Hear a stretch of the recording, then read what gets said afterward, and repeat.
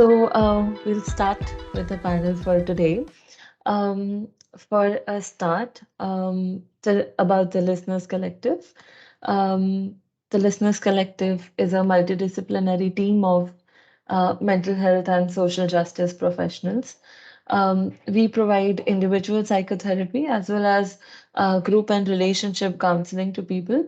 We also work on building and delivering community well-being programs, as well as psychosocial interventions in marginalized communities. Um, our aim in all our mental health interventions is to also foreground an intersectional lens. Um, a little about the wheel of power and powerlessness as well. It is an adaptation of the original Wheel of Power Privilege by Sylvia Duckworth.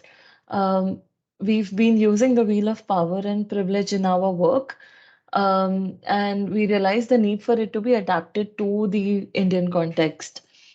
And especially because in the Indian context, there is a vast diversity in socio-cultural, political identities that people have. And we released the Indian Wheel of Power and Powerlessness back in July 2022. And we're hoping for it to be a tool that anyone can use to refer to understand our own positions of power and powerlessness with respect to the different identities all of us hold. Um, and what we were also feeling as we went about building the wheel is that at the end of the day, it's also a diagram, a picture, and that creates certain limitations in terms of how much nuance the wheel is able to communicate. And that's how these deep dive sessions also started for us, that we hoped for these to be a space where we can bring at least some understanding of the nuance of the different factors and identities in the wheel through perspective sharing, through lived experience sharing, and discussion with other experts. And we are also hoping that the insights that we gather through this process can be used as and when needed to develop revisions and strengthen this field going ahead. And last year, towards the end, in these dive sessions only, we focused on gender, sexual orientation, and relationship status. We're starting this year with focusing on caste in this month, after which we'll be focusing on religion and economic status. Um, we're also sort of choosing these groupings of three based on identities which are often very closely linked to each other, so that we can also elaborate a bit on their interlinkages amongst themselves. And today's discussion is about the links between caste identity and mental health. Um, and the idea behind focusing on this is that the impact uh, the impact that casteism has on mental well-being is has very limited understanding in the Indian context, or how therapy or psychosocial interventions can be supportive for people is also in a very nascent stage of understanding at the moment. Um, and if I am to introduce our panelists for today, we have with us Dr. Vimal Kumar. He's the founder of Movement for Scavenger Community, which is an organization committed to the eradication of manual scavenging in India and bringing education and awareness to the existing scavenger community. As one of the rare members of the scavenger community who was able to obtain higher education, he provides the unique perspective needed to provide insight into the issues caused by India's caste system. Kumar seeks to eradicate caste violence and prejudice attitudes towards the scavenger community through establishment of leadership education centers. Kumar is committed to building the leadership movement among grassroots organizations and activists around the world. He did his master's in social work and also completed his PhD in social work. He's also serving in advisory board of Journal of Modern Slavery USA. He's a next generation leader at the McCain Institute USA, um, and the co-founder of Democratizing Leadership Initiatives in USA. Welcome and thank you for joining us today. Um, Dr. Vimal's pronouns are he and him. Um, about me, I am Subrata. I'm a consultant with the Listeners Collective. I'm also a psychologist, and I will be moderating this discussion today. Um, um, so for a start, what I'm thinking, I'll just share the wheel and we can take a look at it and go ahead. Yeah.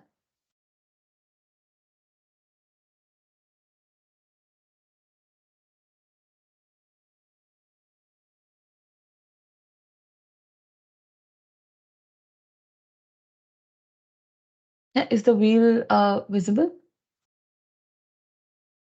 Yeah, it's visible. Yeah, okay. Um, yeah, so in the wheel, there are a whole range of factors in this, and based on that, we've also plotted various identities in the wheel, um, depending on what we see in the Indian society.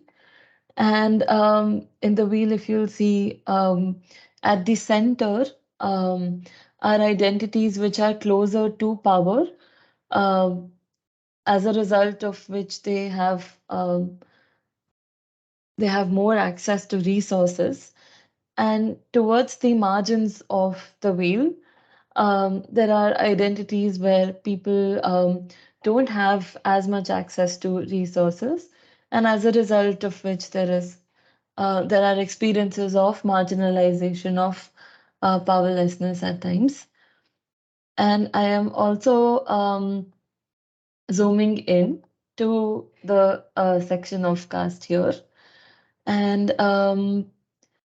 so while we were plotting this out, um, one point of reference for us was the Varna system in Hinduism, which has often been referred to as one of the origins of caste system in India and divides. Okay, we also have Thenmozhi joining us just now. Hello. Hello, hello. Hi, Hello. Thenmozhi. Thank you for I'm so joining us. sorry. Yes, sorry I was a little bit late. Yeah, There was an internet outage where I was, so much apologies. right. No problem, no problem.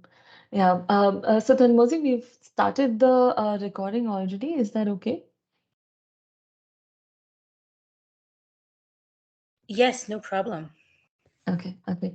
And I'll also just take a few steps back and introduce Thenmozhi as well. Um, Also, Thenmozhi, what are your pronouns? Yes, my pronouns are she and her. Okay, okay. Yeah, so I've just introduced Dr. Vimala as well. And we have with us also Thenmozhi, who is a Dalit American artist, community organizer, technologist, and theorist. Currently, Thenmozhi is the executive director of Equality Labs, which she has co-founded. Equality Labs is the largest Dalit civil rights organization working to empower caste oppressed people in the US and globally. Through her work at Equality Labs, Thenmozhi has mobilized South Asian Americans towards dismantling eons long systems of oppression with the goal of ending caste apartheid, gender based violence, white supremacy, and religious intolerance. Thenmozhi previously co-founded Third World Maturity, an international media training organization and collective that supported people from disenfranchised groups in telling their own stories in their own way. And she has recently released a book called Trauma of Caste, which is a Dalit feminist meditation on survivorship, healing, and abolition. Yeah. So Timozi would also just pulled up the wheel of power and powerlessness. And I was just sharing with Dr. Vimal about so when we were working on the wheel, one of the limitations we felt was the fact that it is a picture, and a picture, a diagram by itself, is not able to capture the nuances of people's experiences. And hence, these deep dive sessions so that we can focus on at least some of those nuances, some on those of those experiences. And in the wheel, there is at the center, the identities which are marked there are those who have more access to resources and hence more privilege, more power. And the ones on the margins are identities as a result of which people's access to resources becomes limited. And hence, there are often experiences of marginalization. And we were also just zooming into caste, where I was just introducing about how in the Indian system, we often go back to the Varna system as one of the beginnings, as one of the origins of the caste system, which divided people into Brahmins, Kshatriyas, Vaishyas, Shudras, and Avarnas. And in the present day, what we also know is that the caste system exists among several other religions as well, and not just Hinduism. Um, and in the context of the wheel, we've plotted based on the administrative categories being followed by the government of India presently. And before we also go ahead into speaking more about caste and mental health, I wanted to invite both of you to also share any thoughts or any reflections that are coming up for you when you see the groups that are on the wheel with respect to caste. And if you feel there's anything that is being missed out or inaccurately plotted, or if you feel there are experiences which are not uh, fully captured by this.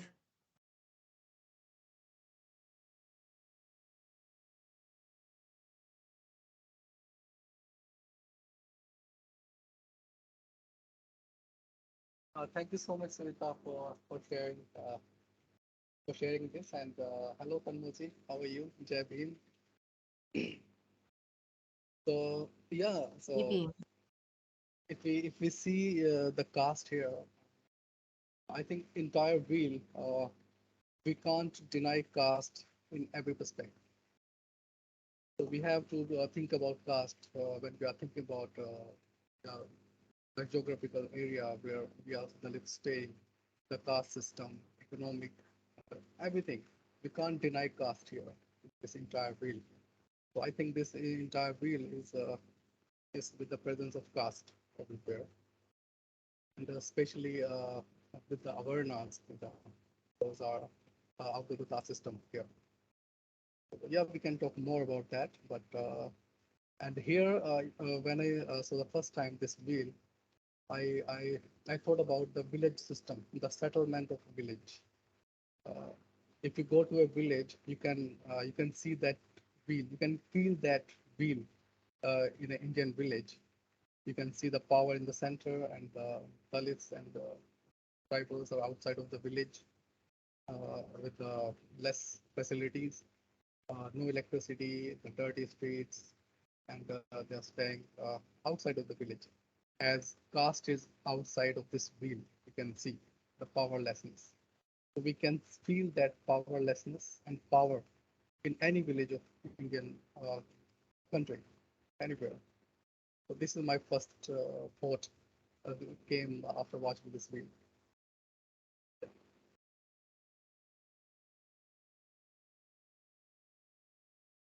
I also thought one thing that is interesting is obviously the design of the wheel is two-dimensional, but categories here actually intersect with other categories.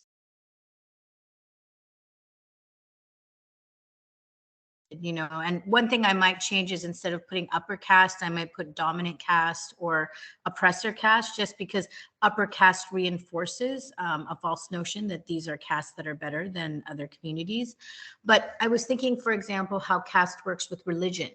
And that being dominant caste from a Muslim community is different than being dominant caste from a Sikh community to someone who is from the Hindu community. And so seeing that intersectionality, and also in relationship to body and appearance, so much of colorism is actually connected to caste as well, right? People don't want to be dark skinned because it's linked to being Bahujan. So I think if there was ever a way to kind of think about ways to show how categories inform each other or intersect with each other, that would be a great 2.0. But otherwise, I think this lays out some very clear pathways for people to understanding the layers of the structural.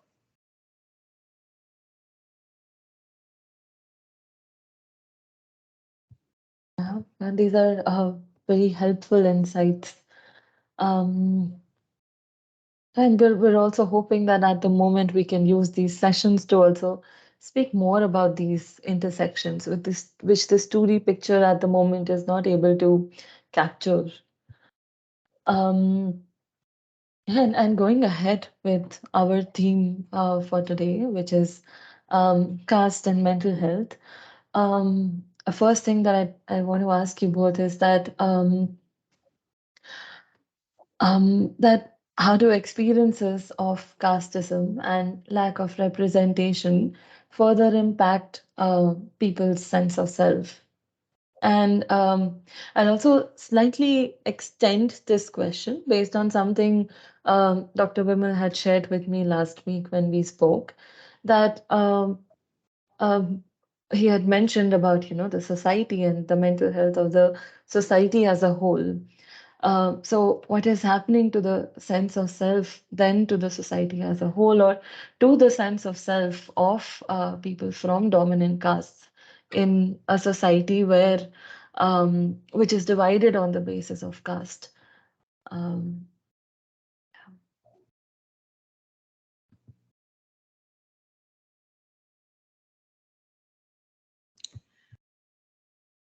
Did you want us to speak to that, Subrita, or just like our position around it? Anything that you're okay sharing? Yeah, of course. So I think, for me, I think that, even in your question, where there's a lot, actually, I would even maybe take a little step back, is that, so many of the really amazing thinkers who have thought about structural oppression and mental health in the North American context come from Black and Indigenous generational trauma, and exploring the harm that happens to individuals that come from those backgrounds by those practitioners. And two people who I was really influenced by from the Indigenous community are Eduardo Duran and Maria Lionhorse Braveheart. And they did the first like really mass studies and thinking about this. And then, in terms of Black abolitionists and somatic work, the therapist Resma Menachem in Minneapolis did this work with the Black community and really thinking about theorizing about white supremacy. And I bring that up in terms of your question because when we think about caste stress, like it feels like the first pathway to look at is what is the stress and harm that is occurring to caste oppressed people. But actually, caste privileged people also carry stress. All privileged people do. But their stress is really based on denial, complicity, watching violence that's happened. And oftentimes that, since they have so little tolerance related to having any discussions related to systems of privilege, they immediately shut down and they slow the flow of progress. So I think there's actually a lot to look at how both the caste privilege and the caste oppressed carry caste stress. And we need to be able to have interventions therapeutically on the internal work, but also on the systemic and cultural, because those are the things I think that will help us heal ultimately from the centuries of unabated caste stress and harm that come from caste apartheid. And I think a lot of people that I know who are caste oppressed and have tried to get therapeutic interventions, their big struggle with Savarna therapists is that people are not caste equity competent. So you'll go in with the problem, they'll make it about you, they'll diminish and gaslight, oh, the caste system isn't that bad. And so there's an erasure and a need to do a heavy lift to train a therapist while they're actually someone in crisis and needs services. So I think the therapeutic field that is working on different mental health interventions needs to build this caste equity competency so that they're already coming to the table to address what's going on for caste oppressed clients. But with the caste privilege, they also suffer from the ways that caste has warped them, because to dehumanize one really means, dehumanizing yourself. And there's so many consequences that happen in the family units of Savarna people that they're just not talking about. You can't just rape your workers and not bring that gender-based violence mentality back home. And that's an extreme version of how you're seeing, casteism implode, an upper caste family unit, but there's many, many other ways. So I think also it's very important for therapists' caste competency to also focus on the challenges of the privilege, because they are their fragility and their lack of ability to confront and have self-reflection about what privilege has done to them. They are stopping the flow of progress and healing for our larger communities.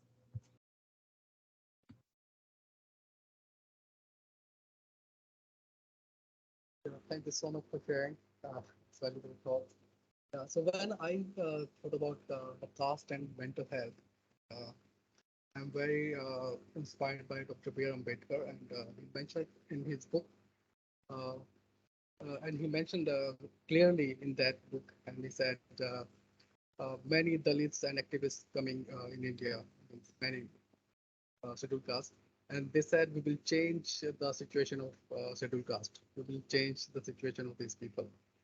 But from my perspective, Ambedkar said they don't have any problem. The problem with the upper caste they have, and he mentioned. Can you hear me?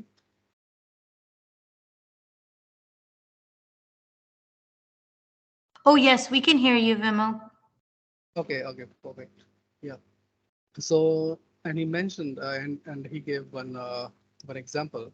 He said one dog is sitting in front of a rich house because he's the pet of a rich person, and he's sitting in the balcony, and the normal dogs are walking in front of the big house, and they are not doing anything, but the rich dog standing in the rich house, he is barking like anything all the time when a dog walks through in front of the house. So now he said, now my question is that where is the problem? A normal dog is just simply walking in the street, but the rich dog sitting in the balcony and barking towards the door. So the problem with the rich dog. And what is this? And my analysis on that is there is a lot of insecurity in upper caste, if you see that, because they are enjoying that privilege, they are enjoying everything, a lot of resources. So that's why they are making this system and dominating everyday violence they are doing that. And they are making the system so the normal people, the Dalit people, should not participate in the activities like universities, education, economic system. So there is a mental health with the upper caste dog sitting uh, in front of the rich house. There's no mental health issues with the normal people. So they are simply living their life. So Ambedkar gave a very great example, and I'm still following this. And I also felt this in the real life. So I can give my example here. I completed my master's in social work, and I was trying to get admission in PhD. So I reached to university, and I met the chairman of the social work department, and I asked the application form to apply for the PhD. And he asked me, what is your name? What is the occupation of your parents? What is your caste? And then he said, PhD is not for you. Go and help your parents. You are young enough, you studied well now. So now go and help your parents, because your parents are cleaners, they are sanitation workers. So go and help. Why you're not working? Study is useless. It's not for you. And I said, sir, this is my dream. I want to complete my PhD. I want to be a doctor in front of my name. Then he said, it's not for you. And PhD is for foolish people. It's not for you. So go and help your. So I was just a simple student, try to apply for PhD. But he was, for me now, I can feel that he's insecure. He was so insecure if people like us entered in education, in higher education, because I think we have more experience, we have more real life experiences. So yeah, so this is the I observed in my life. I have a lot of stories, a lot of incident experiences like that. For me, it's every attempt to do something in this society will show you the caste, the color of caste.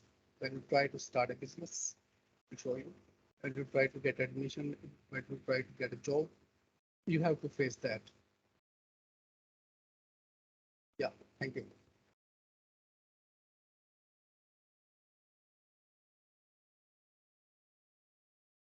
Yeah, and I think when I'm hearing you both um, speak about this, I think both of you are also putting the lens on where is this coming from. Right. That when we are talking about casteism and for people from oppressed castes, what the experiences are. Here you both turning the lens towards where is this also coming from, and that's also the place that needs to be focused on. Um, and and a second question that I have is actually in line with what you were saying just now, Dr. Bimal, is that so caste identity for a long time has dictated what occupations will be sort of quote unquote allowed for people. Um, and how does then this intersection between um, caste and occupation go on to impact people's mental health? Yeah. I think occupation is I think it's most important thing here. As I mentioned from my experience, after completing my master's, I was trying to get admission in PhD, and the professor, the social work department, he said, "Go and help your parents do the same occupation. This PhD is not for you." So this system push you towards your occupation, your family occupation. So, and you also asked why this, where from this coming actually. Whenever we see the poor people as a human in this world, it's usually if you see the beggar or a poor person, hungry person roadside, the natural thing is sympathy. It should come. Sympathy comes first. But in case of scheduled castes, scheduled tribes, Dalits, why this much hate? This is not sympathy. This is hate. And why this hate? Where this hate came from? Where from it's coming? The hate. Because as you mentioned, we are Varnas, as you mentioned, you can see the caste is outside of the village, outside this wheel. and outside of the village. As Ambedkar said, if you are outside of the village, you are out of the caste, because these awareness denied to accept that caste system. They didn't accept that vegetarianism. They didn't accept their culture. They said, we have our own culture and we live that. So they denied, and they are still standing against the caste system. That's why this hate came from. That's why they are making sure to, push them towards the dirty occupation, like manual scavenging still exists in India. I'm from the same caste, Bandi, from the North India, and still my entire basti, everyone is going to the municipality, cleaning the houses. Still, my childhood friends also doing this practice, cleaning sewage tanks. Why it's happening? It's it's strongly connected with the occupation and still exists here. If you see the government tender, the websites mention we need cleaners from this caste. They also mention caste. Even not in India, also in Pakistan, they are hiring the sanitation workers by their caste names. They still exist here, and occupation is playing a great role in that, because it makes sure you will be stayed poor, you will be stayed deprived, you will be stayed oppressed, and this entire system makes people hopeless. Thank you.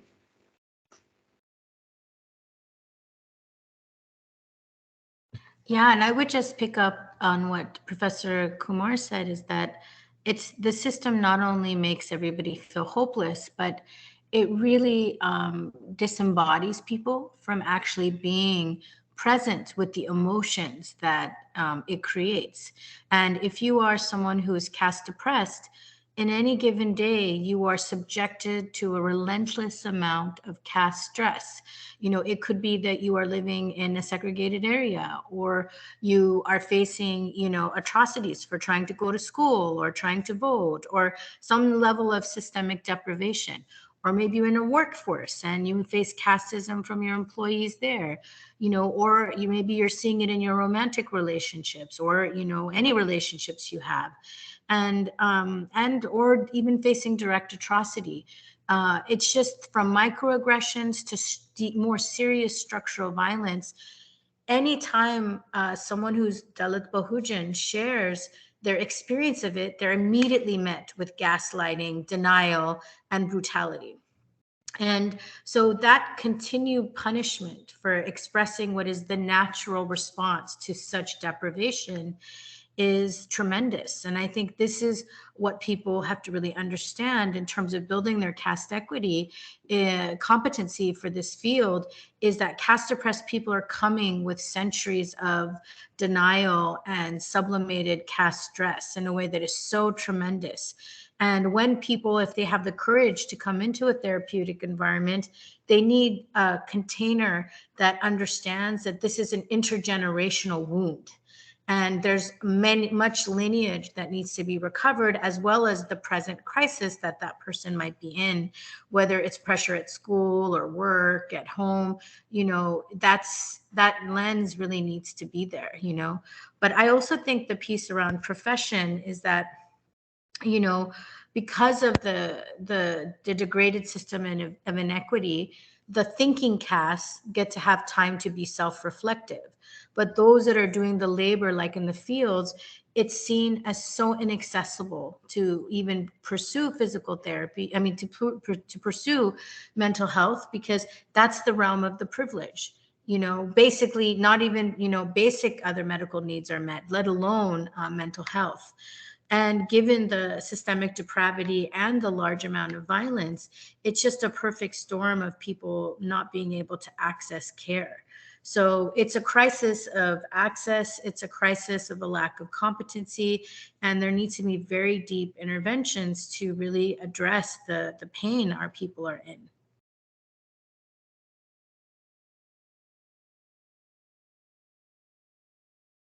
Yeah. Yeah.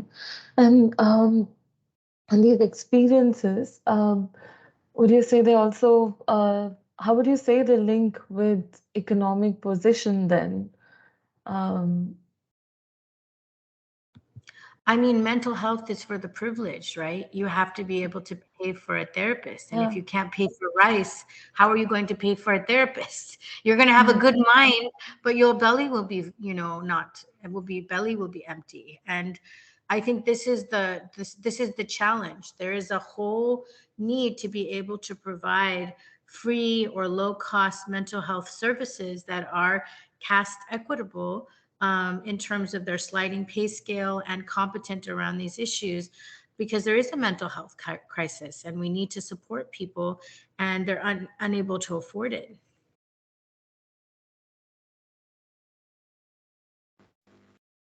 I think, yeah, when I was writing my thesis a few months back, and I was facing some personal issues, and I shared with my professor, my supervisor, and he heard me 2 3 times and said, and he said, Vimal, mental health is the problem of upper caste. Okay, so we are in the battlefield.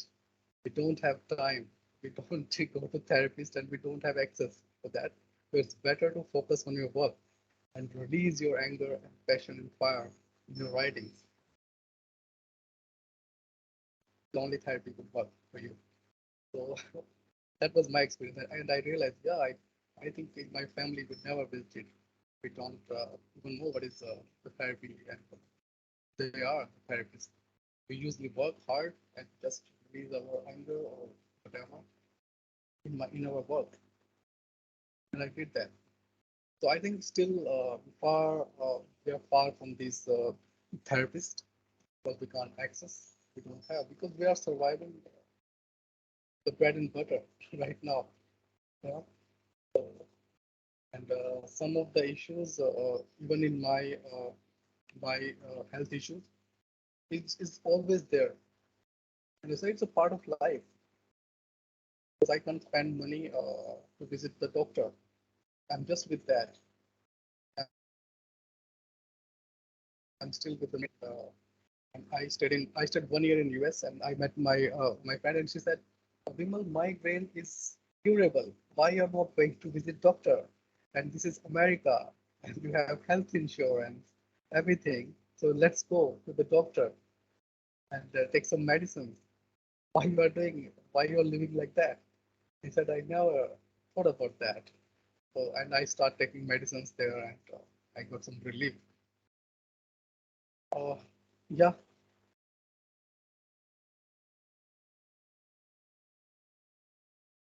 this reminds me also of Maslow's hierarchy and um, of how true it holds that that unless and until basic needs of people are not met of food, water, shelter, it's hard for anyone to go on to any other needs.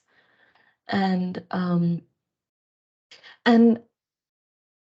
the question that I'm holding then, that in the face of ongoing adverse experiences for people, um, from caste oppressed communities, um, what can healing look like then, especially considering all the factors that both of you are also speaking about, right? That people are from very diverse economic backgrounds. There are a lot of economic disparities as well that are linked with caste oppression. And there are all of these very real, like Dr. Vimal, you said that when you're fighting for bread and butter, you're not thinking about mental health, you're not thinking about health uh, overall. So, in these contexts where therapy support can often be very, very inaccessible, there are a lot of systemic challenges there. What can then healing possibly look like? What can be interventions or support systems that can support in these healing journeys for people?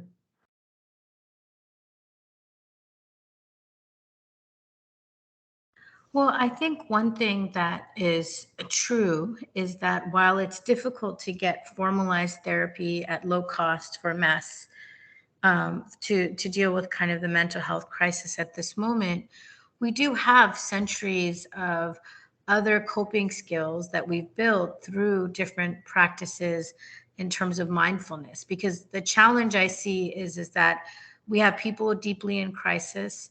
It's a long waiting time if you're trying to get a free or low cost provider. So you have to do things to be able to attenuate the signal of violence, to have some level of self reflection about your pain, be able to process it, and have some sort of container to release it. And I think that there are many community rituals and healing circles that people are doing that. So there might not be a therapist, but there might be a co-facilitated healing group where people are practicing collective breathing, sharing some of their experiences, and then problem solving. And just the process of that support group, even if it's not with a provider, provides empathetic witness so that people get some respite, some place to release so that they can go on with the next pass of their day.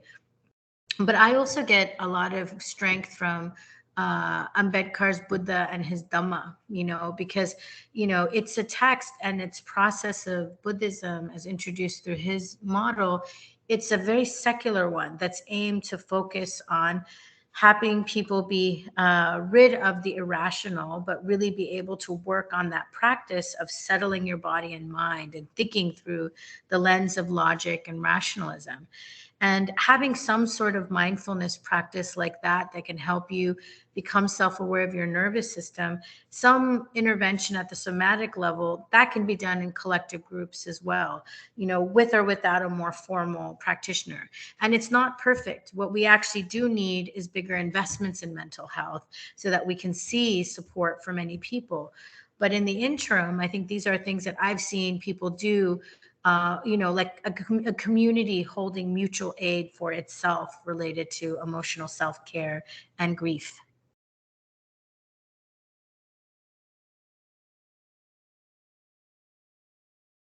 That's so helpful, and would like to take it forward beyond with my personal experiences.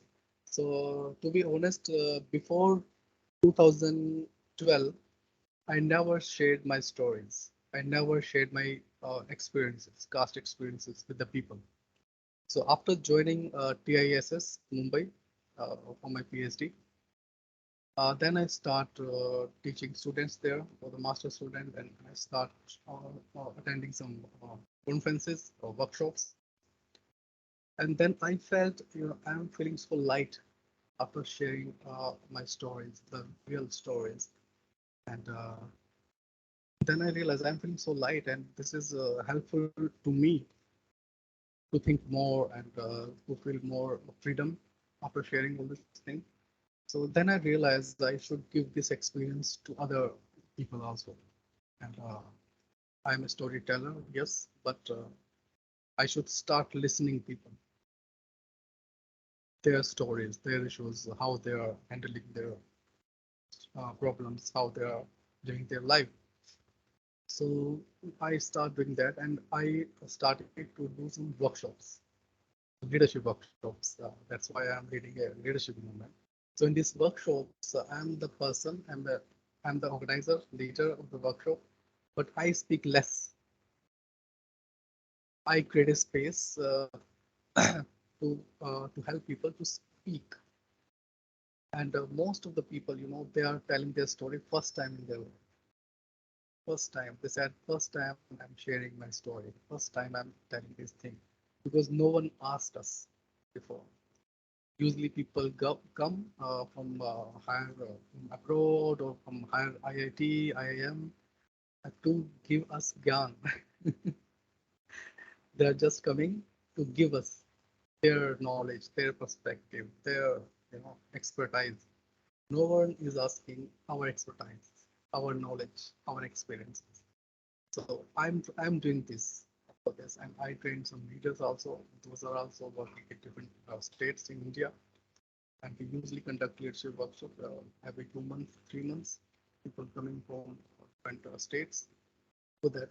I think storytelling is a very powerful tool, and not even storytelling, listening these stories, and then after listening this story, we also give the direction.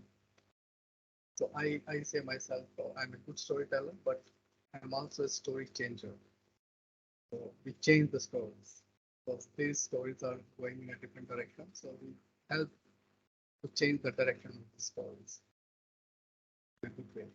So I found this storytelling, listening, it's very helpful for people. That's how we created a movement, and we are connecting by heart. We are listening each other, helping each other, and I think this is the best healing process for me. Listen to each other, share. Definitely. I mean, I always say that a story is the shortest distance between two people.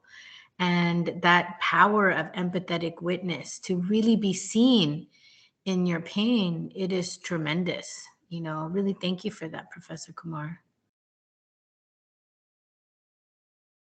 Thank you. I'm also inspired by your your presence everywhere since many years. But I'm happy I'm with you today. Me Thank you. too, Professor Kumar. Me too.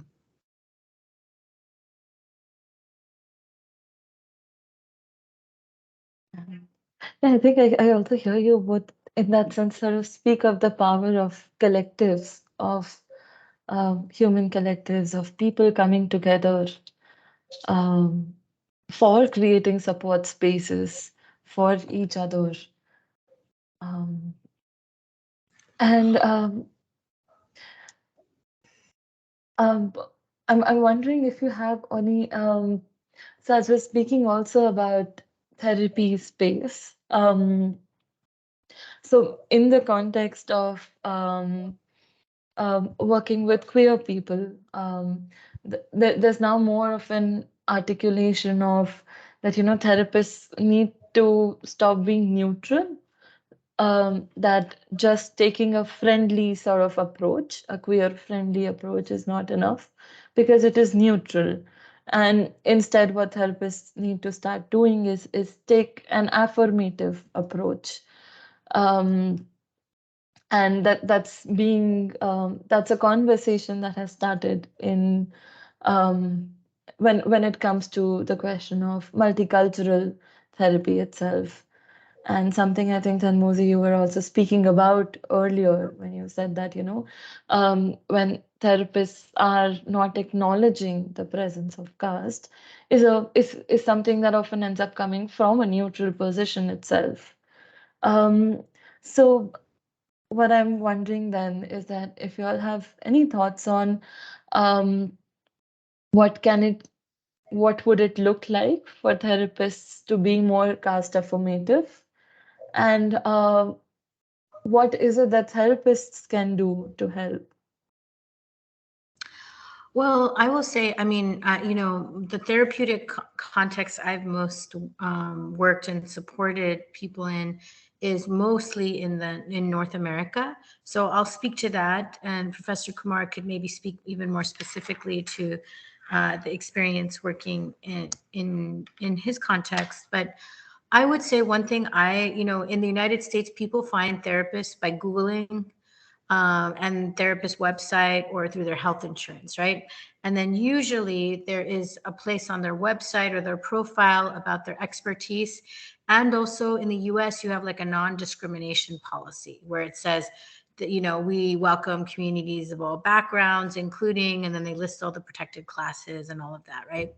So one thing that we've been pushing really heavily for is for therapists to list caste in that list, especially South Asian therapists, because if they see that, so whether it's caste and also LGBTQI, because that's how they write it here, it shows not only that you're a queer ally, it shows that you're an ally to caste oppressed people, or at least aware enough to know that this is an issue to kind of play into, and it creates safe space because it's a time when people are going back in the closet for many identities, and that's both here in the U.S. but also in India because of the persecution that's happening, you know, if you're a religious minority or if you're queer or if you're caste oppressed. So, you know, for that reason, you have to send cues. You can't be overt about it. So having that in the documentation of the description of your practice.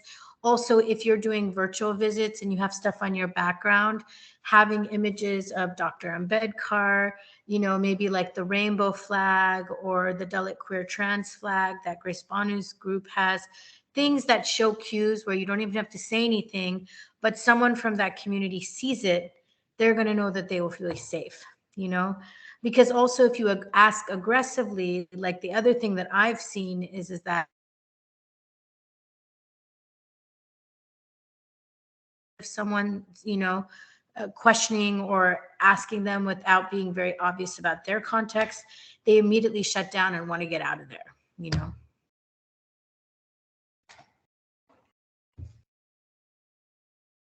Yeah, thanks, Thenmozhi.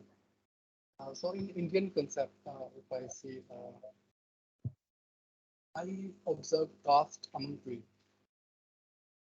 So in my own city where I live, and they have a queer group, and they started a new work.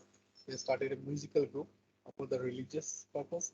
So they are going to different houses and worship like Balaji or something in the world, and they are earning money for that. But this is a like 100% upper caste group, and whenever Dalit call them the worship for this program, they make sure they will not drink water or food at their houses. They will just take cash, and that's it. I can feel that when they have different groups in the city, a lot of gangs are also happening among them, which they said that we are upper caste, and they are lower caste. So the lower caste, the scheduled caste peers, they are not getting space to that community. But from our perspective or a bigger lens, we see the queer as same, equal. But if we go inside, then we can see the caste, and it's more dangerous. Many studies also that. So I think when we go to help the people, we should talk about caste. Sure, we are all in problem. Why we are not together? We have put some efforts collectively, we can make a huge impact in the society. So this is my perspective. I'm working on that, trying to get them together and tell them we are facing problems of why you are facing these things. So this is my experience, my observation.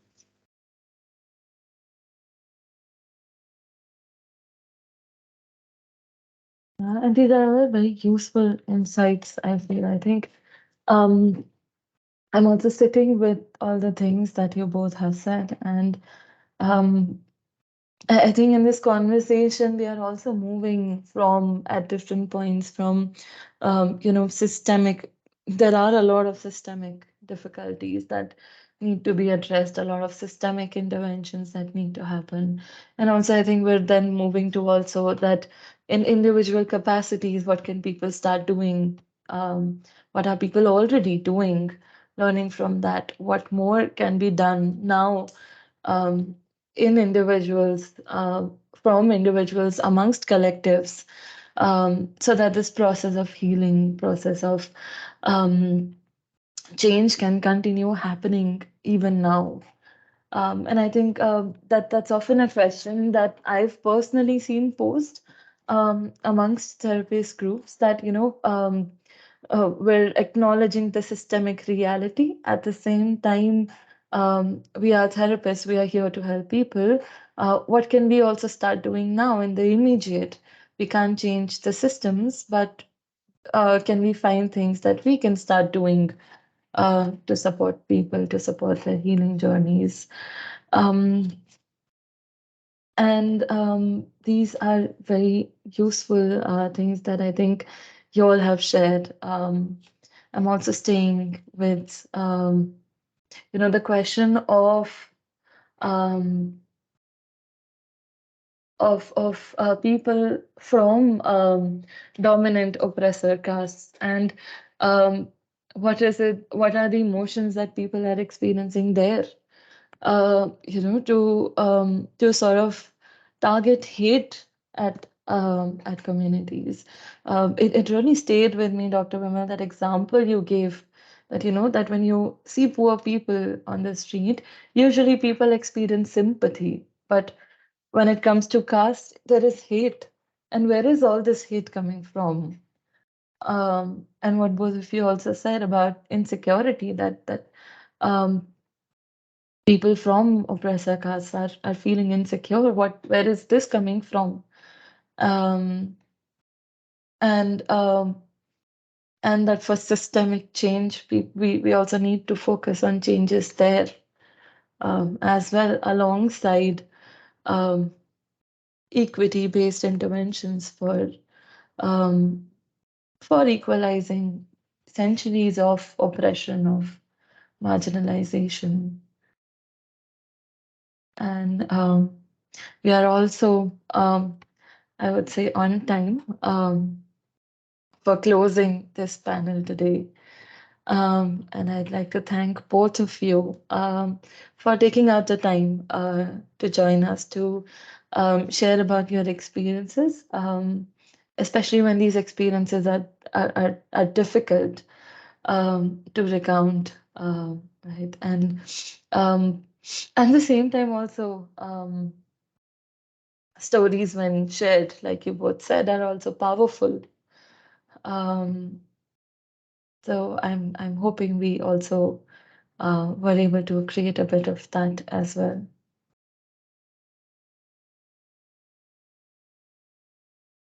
Oh, definitely. We had a chance to heal together. And I think if you remember Professor Kumar's word about how hopeless our people feel, but actually, Yeah, every time we break the silence, we actually build hope.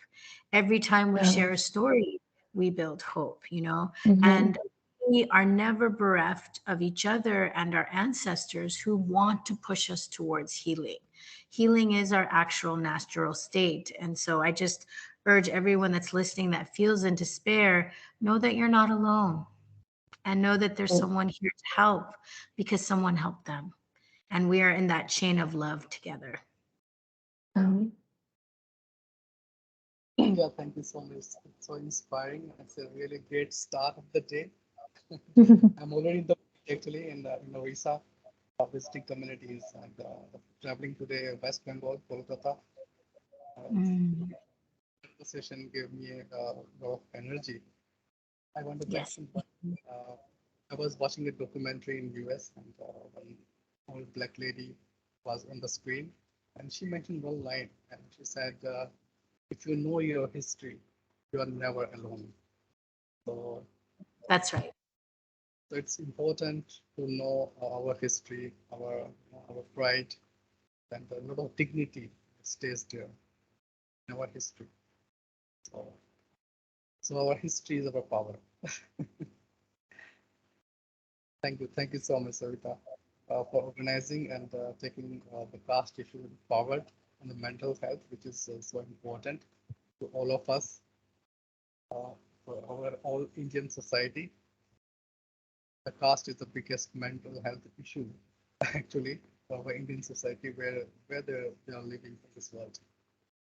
Thank you so much. Thank you. Thank you very much. Jai Savitri, everybody. Jai Bhim and Jai Savitri.